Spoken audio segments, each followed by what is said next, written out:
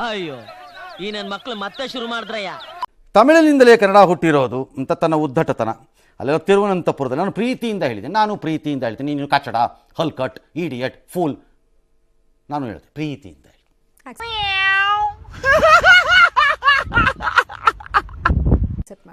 ಪ್ರೀತಿಯಿಂದ ಚಪ್ಪಲಿಲಿ ಒಂದು ಹೊಡಿತೀನಪ್ಪ, ಪ್ರೀತಿಯಿಂದ ಹೊಡೆದಿದ್ದೀನಪ್ಪ, ಹೊಡೆಸ್ಕೋ ಹೇಳ್ಬಾರ್ದೆಲ್ಲ ಪಾಪ ನಾನು ಹೊಡಿತೀನಿ. ಲೇ ಬಿಕ್ನಾಸಿ, ನಿಂಗೆ ಮುಂದೆ ತುಂಬಾ ತೊಂದರೆ ಐತೆ ಕಣ್ಲಾ.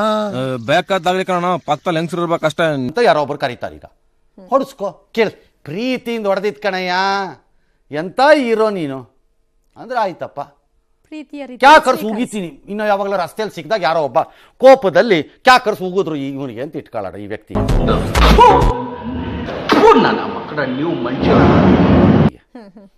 ಯಾಕೆಂದ್ರೆ ಪ್ರೀತಿಯಿಂದ ನನ್ನ ಉಗುಳು ಅವನ ದೇಹಕ್ಕೆ ತಾಗಲಿ ಅಂತ ಉಗಿದಿದ್ದೀನಿ. ಓಕೆನಾ? ಎಲ್ಲ ಪ್ರೀತಿ. ಕ್ಲಾಪ್ಸ್ ಹೊಡ್ರಿ, ಸುಮ್ಮನೆ ಕೂತಿರಲ್ಲ. ಲೇಪನ ಹಾಕಿದ್ರೆ ಸಾಕಲ್ಲ, ಮುಗೀತು. ಭಾಷಾ ಇತಿಹಾಸದ ಬಗ್ಗೆ ಹಲವು ತಜ್ಞರು ನನಗೆ ಹೇಳಿದ್ದಾರೆ. ಯಾರ ತಜ್ಞರು? ಆ ಕಮಂಗಿಗಳು ಯಾವ ಅನ್ನೋದನ್ನು ಫಸ್ಟ್ ಹೇಳಿ, ಆಮೇಲೆ ನೀನೆಂತ ಕಮಂಗಿ ಅಂತ ನಾವೇ ಹೇಳ್ತೀವಿ. ಯಾರೋ ಒಬ್ರಿಬ್ರು ಹೇಳ್ಬಿಟ್ರೆ ಅವ್ರು ಹೇಳಿದ್ ಫೈನಲ್ಲ.